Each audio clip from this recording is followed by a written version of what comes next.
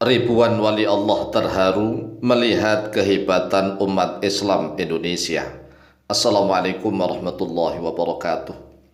Bismillah walhamdulillah wassalatu wassalamu ala rasulillah Sayyidina wa maulana Muhammadin ibn Abdillah wa ala alihi wa sahbihi wa mawalah wa la hawla wa la quwwata illa billah amma ba'd.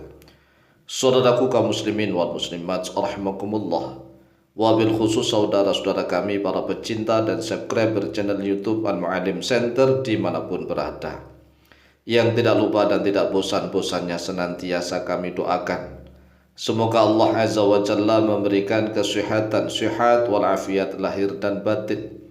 Semoga Allah Jalla Jalaluh memberikan rizki yang melimpah ruah, harta yang barokah, menjadikan anak-anaknya anak-anak yang soleh dan solihah, dzurriyyahnya dzurriyyah yang thayyibah, hidupnya sukses, bahagia dan selamat di dunia dan di akhirat. Amin amin Allahumma amin.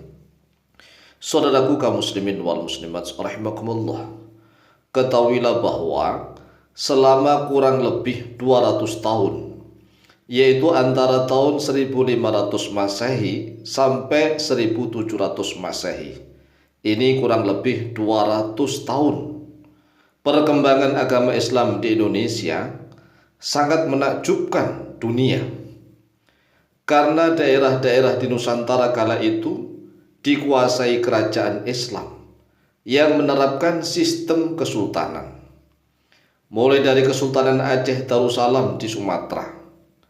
Sebelum Kesultanan Aceh Darussalam di Sumatera, ada kerajaan yang namanya Samudra Pasai. Ini adalah sistem-sistem kerajaan Islam yang menerapkan sistem kesultanan. Coba kita renungkan, yang namanya sistem yang dipakai oleh pemerintah adalah kesultanan, maka bupatinya, camatnya, sampai lurahnya, seluruhnya itu diatur dengan menggunakan sistem Islam. Luar biasa. Ini di Aceh, kerajaan Aceh Darussalam yang menguasai hampir seluruh wilayah Sumatera. Kemudian di Sumatera juga ada Kesultanan Palembang di Sumatera Selatan. Dan banyak sekali kerajaan-kerajaan di Sumatera yang memang menerapkan sistem Islam. Kemudian di tanah Jawa, Jawa Barat ada Kesultanan Cirebon. Kemudian Jawa Tengah ada Kesultanan Demak. Kemudian di Jawa Barat bagian barat ada Kesultanan Banten yang saat ini menjadi provinsi tersendiri, yaitu Provinsi Banten. Kemudian di tanah Sulawesi ada Kesultanan Ternate dan Tidore. Ada Kesultanan Gua Talu. Kemudian di bumi Kalimantan ada Kesultanan Banjarmasin di Kalimantan Selatan. Dan tidak hanya berkembang di Kalimantan Selatan, tetapi juga menuju Kalimantan Tengah hingga Kalimantan Barat hingga ke Kalimantan Timur sampai ke Kalimantan Utara. Hingga Kesultanan Mataram di Jawa nih. Coba kita renungkan, hampir seluruh daerah dan wilayah di seluruh Nusantara diatur menggunakan sistem Islam, sistem kesultanan.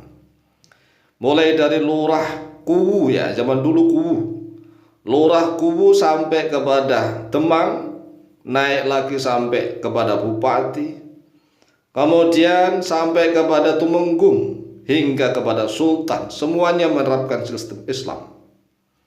Sistem Islam yang dipakai jadi standarisasinya adalah Islam.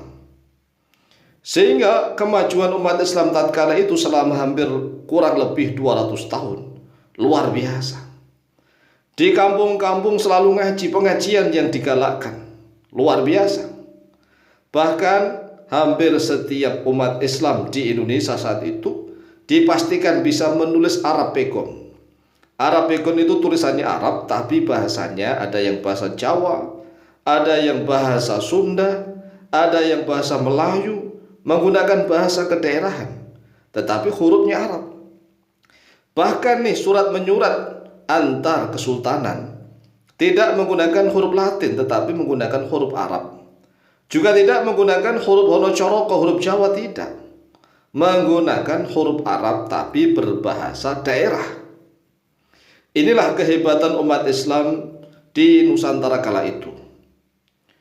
Bahkan meskipun dijajah oleh Belanda, tatkala Belanda sudah mulai menguasai Nusantara, namun umat Islam di Nusantara masih sangat rajin mengaji dan sangat gigih mempertahankan ajaran agama Islam.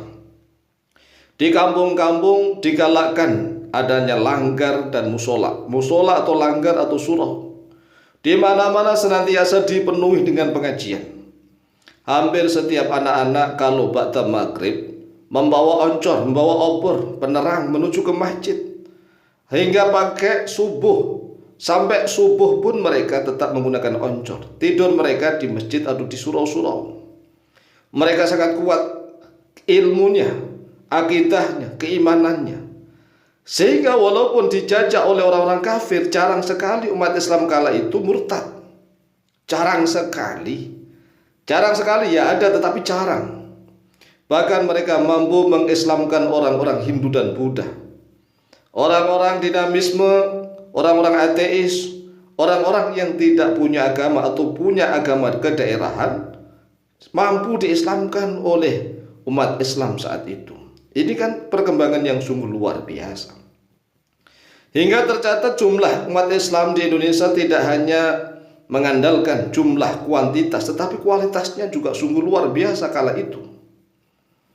Budaya mengaji dan menulis huruf Arab Pegon masih terus bertahan hingga awal-awal periode kemerdekaan. Zaman Pak Soekarno itu walaupun nasionalis tetapi beliau pandai mengaji, memahami Al-Quran dan hadis, sampai tulisan-tulisan beliau sering menukil ayat-ayat Al-Quran dan hadis. Ini kan sungguh luar biasa. Seorang presiden muslim yang memahami seluk-beluk Al-Quran dan hadis, tetapi pemikiran beliau tetap nasionalis. Kemudian teman-teman Pak Soekarno, banyak sekali para ulama-ulama yang bergelar haji begitu. Haji Agus Salim misalnya, haji titik-titik. Ini hampir semuanya santri. Mereka paham tentang Al-Quran dan hadis. Ini para pejuang, para tokoh bangsa. Ini pada awal-awal periode kemerdekaan. Akan tetapi setelah zaman Orde Baru hingga zaman reformasi, bahkan sampai saat ini nih, umat Islam di Indonesia sudah mulai melemah di segala bidang. Setiap hari yang dipikir hanya kerja, cari uang. Boleh. Kerja cari uang boleh, tapi jangan lupa mengaji. Ini yang masalah. Jadi bekerja mati-matian, sekolah dimanapun silahkan, asal jangan lupa mengaji. Kalau diajak mengaji udah malas. Zaman dahulu kalau mengaji itu Masya Allah jauhnya Masya Allah. Mereka jalan kaki, ada yang naik kuda.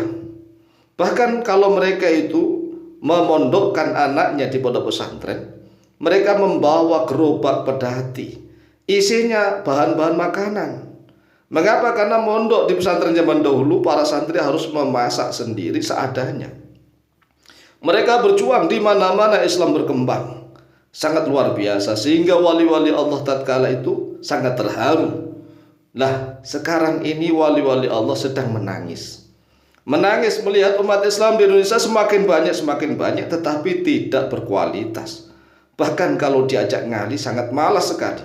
Diajak ngaji sangat malas, alasan ini dan itu. Inilah yang harus kita renungkan bersama agar kita bangkit bersama-sama. Demikian, wallahu ta'ala a'lam bishawab.